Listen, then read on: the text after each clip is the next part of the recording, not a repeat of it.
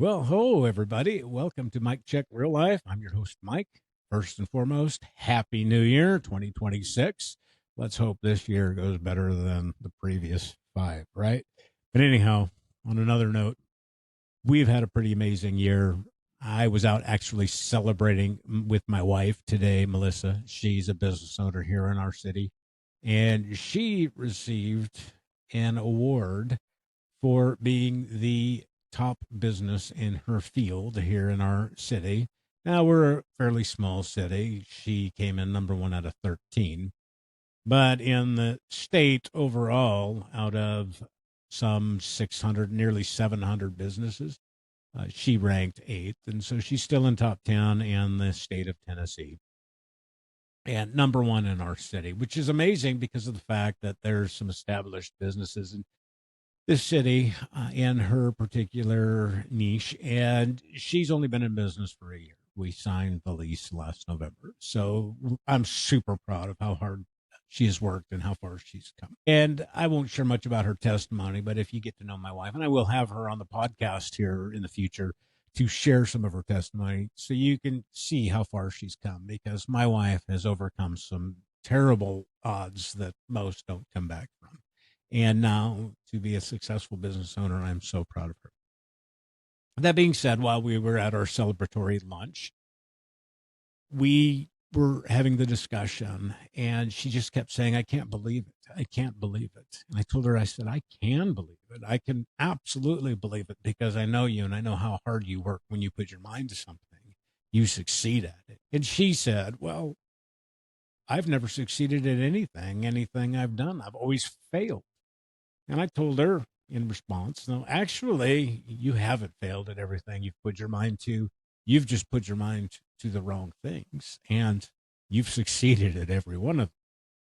You weren't necessarily walking a good life or doing the things that you should have been doing, but that you were doing, you were successful at. And she agreed. And so in further discussion, this actually brought up some thoughts that I had had in the past about, failure and why it feels like, what I used to say is I had the Midas touch. Anything I touched turned to crap. But really, that isn't the case. I was just trying the wrong things, and everything that I was trying, I succeeded at. I was very successful at not doing the right things. But that got me to thinking about the idea behind this podcast and the hope that I would like to bring to some of you that may be out there still struggling, those of you that have had that experience before in the past of feeling like everything you've attempted has failed. Maybe it's investing and it seemed like everybody was making money, and when you got in, the market fell out. Or maybe it was a new business that you were attempting. It seemed like it was infallible. Anybody could make it, and yet you just didn't. Maybe it's because that wasn't where you were supposed to be. Maybe you weren't functioning in your purpose. You see, my wife, Melissa, she is functioning in her purpose now. She is blossoming. It is amazing to watch. She's worked really hard to get where she is.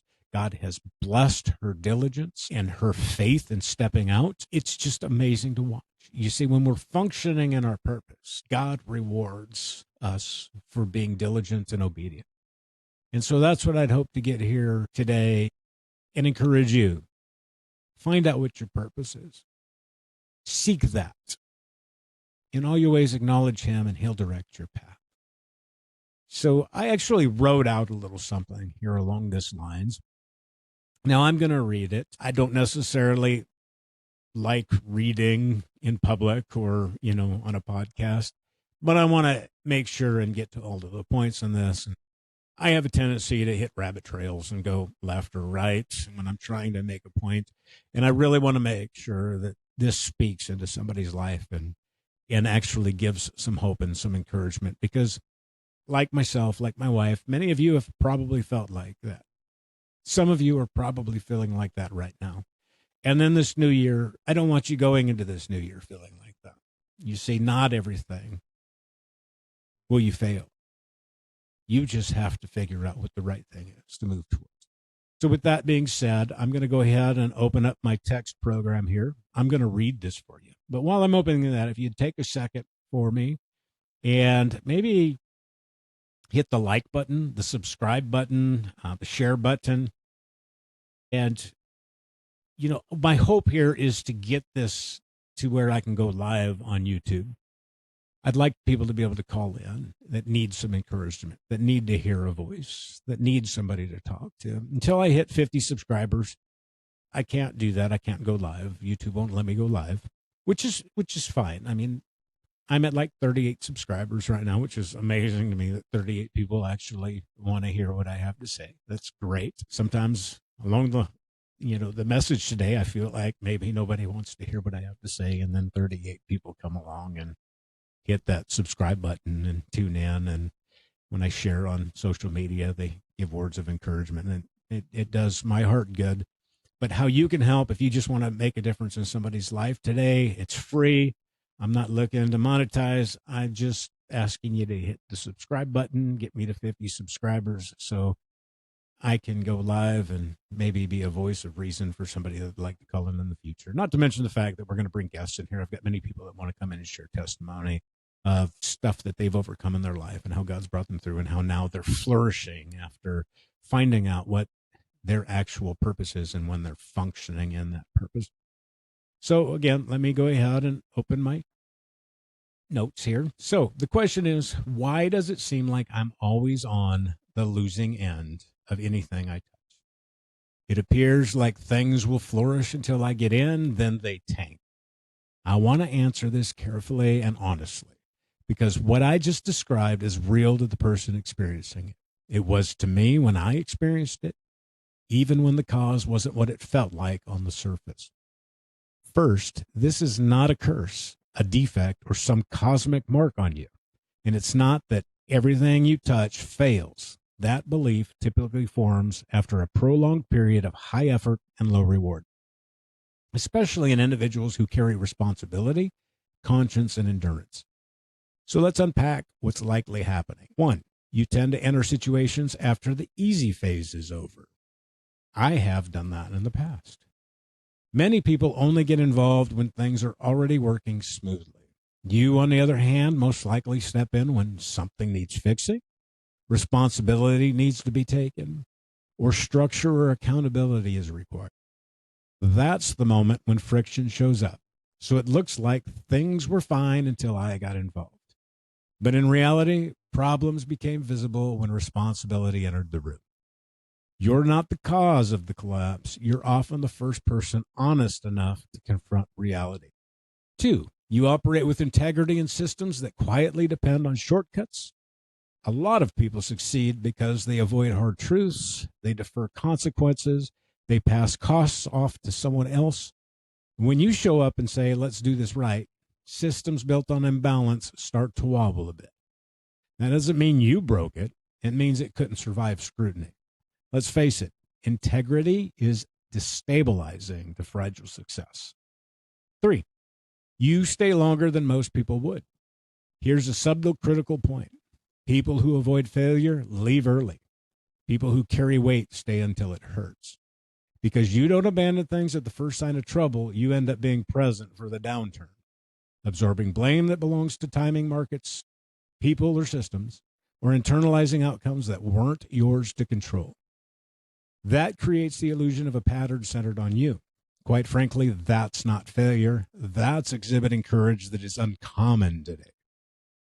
4, you measure yourself by outcomes you didn't fully control. This is especially common in people who value responsibility, were forced to mature early in life, much like myself, or people who learned that if it fails, it's on me, it's all my fault. But here's the reality. Effort does not equal outcome. Character does not equal timing. Wisdom does not equal immunity from loss. You can do the right thing and still watch it fail. Ask numerous successful people how many times they failed. That does not make you the problem. 5, there's likely accumulated grief and exhaustion coloring your interpretation. When someone has experienced repeated setbacks, the brain starts trying to protect itself by finding a single explanation. I'm the common denominator. That feels much safer than randomness, injustice, unfair timing, other people's failures. systems stacked against me, but it's also heavier because it puts the weight on your identity instead of the actual situation. So let's try this perspective instead. Things don't fail because you or I touch them. We tend to touch things that are already fragile because we're willing to engage where others won't. That's not a flaw, it's a burden-bearing trait. If we take a deeper dive, the only questions that really matter are, when something fails, do you usually step in to rescue it? Try to fix what others neglected? Or take responsibility that was never clearly assigned and stay longer after others disengage? If so, the pattern isn't bad luck, it's over ownership, and that can be adjusted without losing who you are. You're not broken, you're tired, honest, and carrying more than most people see. Don't give up.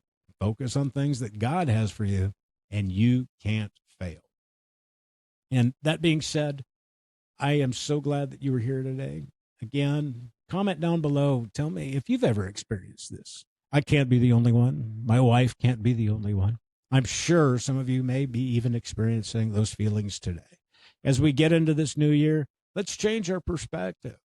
Let's have a different outlook. Let's try to figure out what we're supposed to be doing. Let's not focus on the things that draw our energy and take us away from what we actually should be doing and making a difference in this life.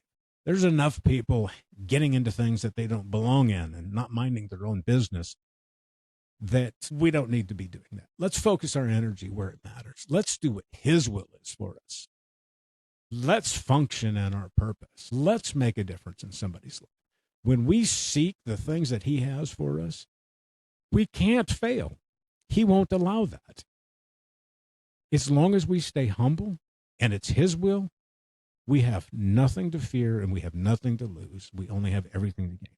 Does that mean you're going to gain extreme wealth this year? No, that doesn't mean that. Does that mean you're going to lose 60 pounds this year? No, that doesn't mean that.